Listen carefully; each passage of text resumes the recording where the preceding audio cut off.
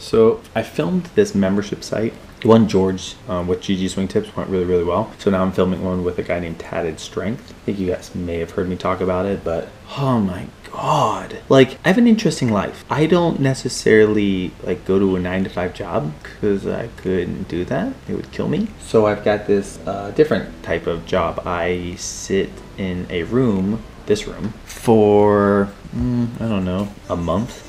Maybe 2, and I render out files. So I go, I film this guy, I get all the content, I structure it out, and that's actually what you see those whiteboards over there for. See those things? Yay, whiteboards. You probably can't see, but it's got a lot of shit on it, a lot of information. Anyways, I structure it out, and then I sit at a computer and let it render for, oh God, what's this one at? Another like hour. And after this one, I'll upload like 20 more. It just never stops. So I kind of have to keep rendering it over and over again. I seriously need to pay someone to do this for me. It takes too long.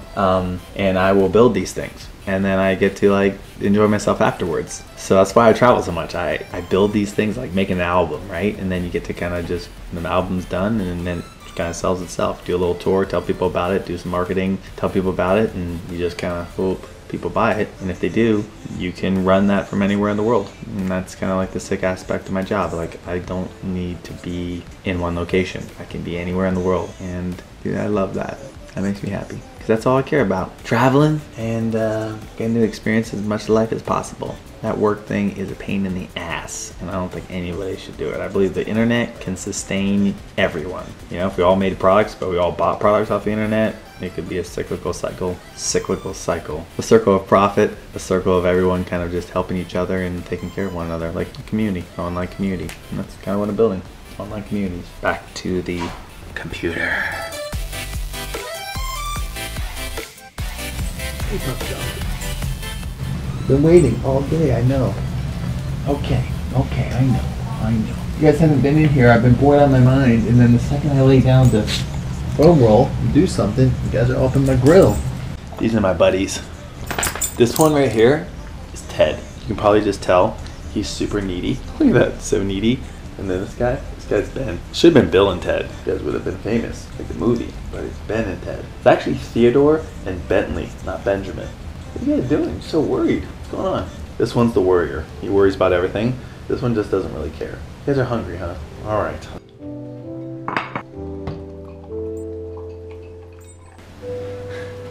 guys want to come in? Come on. Oh. Yeah. Like that sweat. Good run. Good breakthrough run. Last mile. Cramps set in.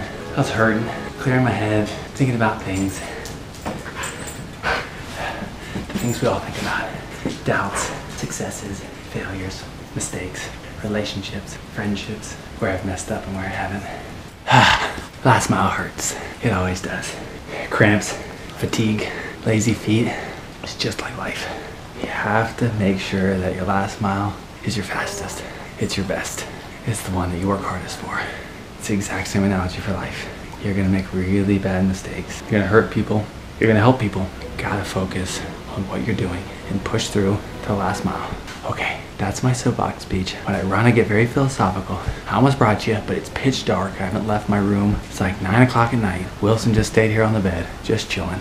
This is my little guy, Wilson. I don't remember. He's like my only friend. I mean, other than these furry guys, but he goes everywhere with me. And I travel alone most of the time, so I figured very fitting. Sometimes I feel like I'm on an island. Really appreciate that. Like, thank you so much. You know, when I left golf, that was a really hard decision for me. I didn't know anything else. And, you know, working for Bubba, I had like a ton of friends, right? When I didn't work for Bubba anymore, guess what? I didn't have many friends. Success is a funny thing. When you have some of it, people are around you in ample amounts. And when you don't, or when people think you don't have success, they can be bothered to even watch you, right? And so, I mean, the reason I walked away from golf is the exact same reason. Like, I wasn't getting better. I was spending my entire life and my existence on this planet making somebody else better. And although I think that that's a beautiful thing, it took away from my betterment. And the analogy that I just used, you know, like if you're like in a current, you know, you get tipped over and you're just in these rapids, you're gonna drown. And everybody is trying to survive and not drown in the water.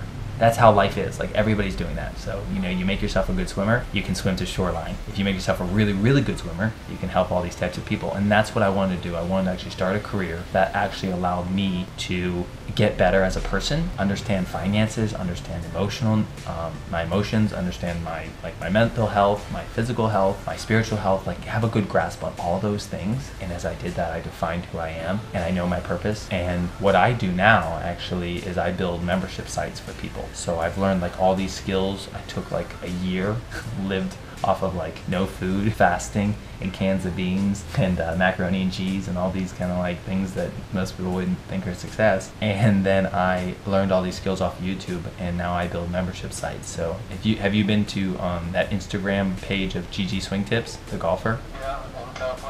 Yeah. So I built his membership site. So like that online access where he like gives you all those drills and all those, you know, all that behind the scenes stuff, I built all that. And now I just built one for a guy named Tatted Strength, and I'm looking for other ones. Like I'm hoping for like a Paige Renee, you know, someone like that who I think could really bring a lot. I mean, I just want people.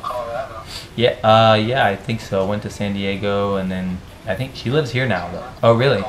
Oh, that's cool. She lives here now. Yeah, no, she's become wildly famous, and that's great. Like she has a great amount of influence, and I want to really help her share her knowledge and her skill sets with the world. And that's what building.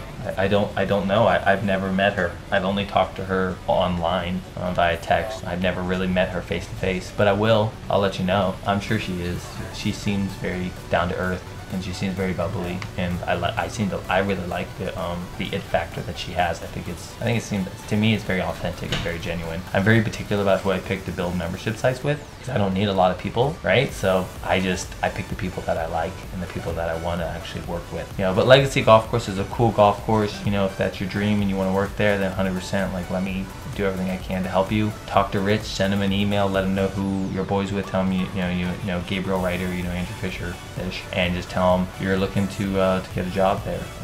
And if that doesn't work out, go in there and talk to him. Put yourself right in front of him and tell him, you know, that you want that job, and you'll get it. And then if that doesn't work, call me and I'll pull some strings and I'll find something for you out here.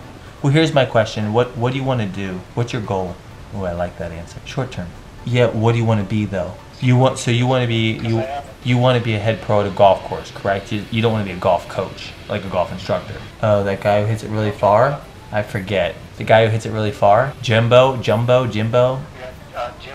I know Martin. He's a good friend. Well, here's the thing. You got to pick one, because that's a very different career path. You go the head pro route, that's going to be very political. I'm just going to tell you right now. You know, that's just kind of like whose ass do you kiss and who's do you suck the longest, you know? That's the way it goes. It just is. You know, you can literally work your way through it. I've seen people work through a golf course. I actually know a friend of mine who's a GM. He literally started as the cart boy. He's now the GM of the club. He's been the whole time. He made one mess up mistake and he's been gone. He's been fired. So, hey, there's 17 years of your life right there, and now he's gone. Unbelievable. But that's the unfortunate part of working for somebody. When you're a golf instructor, you work at academies, you have your own freedom, you make your own schedule, you come and go as you please. I would encourage you, if you're going to do something, I would encourage you to be a golf instructor, because there's nothing better than actually helping people with their golf game. You know, George is an awesome teacher. I'd watch everything I can. Andy's a phenomenal teacher. Learning under Andy would be really, really advantageous, you know. But the truth is, nobody's going to help you. Nobody's going to teach you, and nobody's going to make you a great golf coach. You got to want that on your own. You got to really spend some time on the internet, and you got to watch guys. You got to understand what's great. You got to watch guys like George Genghis, Kelvin Mirahara. You know, you got to watch their stuff and read their stuff. When you start to understand that, I'm telling you, you'll know more about the golf swing than most people ever dreamed, and you could really make a good career out of it. And George makes a lot of money every single month, a lot. So it's definitely something I encourage you to look into for sure. You heard me, Dr. TJ Moss. I never have, no. Get up at 6. Oh, damn. I'm gonna pack tomorrow. I gotta do laundry and pack. Alright, so you're going to bed right now, and you're going to be up at 6 o'clock tomorrow? I'm gonna be up around like 6 or 7, somewhere around there. Alright, damn son, I'm coming by at 6 o'clock. We'll see if you're awake. Don't do that shit. Alright, I'll see you at 7 then. Alright, I'll hook you up. Alright, cool. I'll tell you then. I'll see you in the morning. Later. Damn, you just farted in that dog's face, though. That sucks, dude. You just farted right in his face, dude. He just passed straight out. His nose is way stronger than ours, you know? Damn, you just shit all over him. That's what life does to you. It shits all over you. They like the smell of poop, that's why they sniff butt. Yeah, that's why I sniff butts. Rick's on his way here? Damn, the whole family's in town, huh? How's Julianne's baby look? You haven't seen pictures? No, dude, nobody shared any pictures of me. I'm too busy. I just stay in my room on this computer all day long. Nobody shares anything with me. Julianne just had a baby. And they were like, hey, come see our baby. And I was like, damn, I would love to, but I'm selfish. I'm selfishly wanting to get this project done. So I said no. So I'll see pictures. Plus I know Julianne's probably like, exhausted. She doesn't want to see my face like coming around right after she had a baby. Like, who wants that? You just have a baby and like 45 people like are now like, hey, I'm missing the baby. God, our house is full of family right now. I'm surprised I even have my bed still. I thought they were gonna kick me out and put me on the couch. Anyways, apparently I'm gonna see pictures eventually. Dude, this baby looks awful. What's wrong with his face, dude? Eyes are bleeding. All right, let me see the real picture. Oh, he's cute. He looks like Milo. Is it she? I mean, she looks like Milo. That's cool. Zoe, huh? Zoe Acacia? Zoe Acacia Robles. I'm just gonna call her Ro. Zorro. And just go. We should take this picture, edit it with a beard.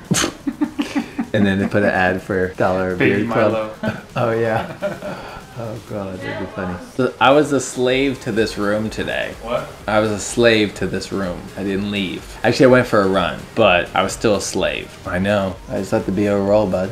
No shower for me. I just went for a run and now I haven't showered yet. I decided to actually like give someone some advice. Some young kid, he's moved to Arizona and he wants to kind of work in the golf industry. And I'm like, okay, well, define that. What do you mean golf industry? What do you want to do? But you better have a good idea, because I'll tell you right now, you just can't just say golf industry. That's a big industry. You gotta know exactly what you want. Hopefully it helps them a little bit with direction. I'm on a soapbox for lecturing right now. Just lectured uni for like an hour, maybe an hour and a half. Yeah, just trying to get her like motivated, you know. Her videos getting better. Yeah, they're getting better. And then motivate this kid Patrick, and then I just motivate my brother, because my brother called me, says he's unhappy with life. I'm like, God, everybody that I know unhappy with life except for me. I'm happy with life.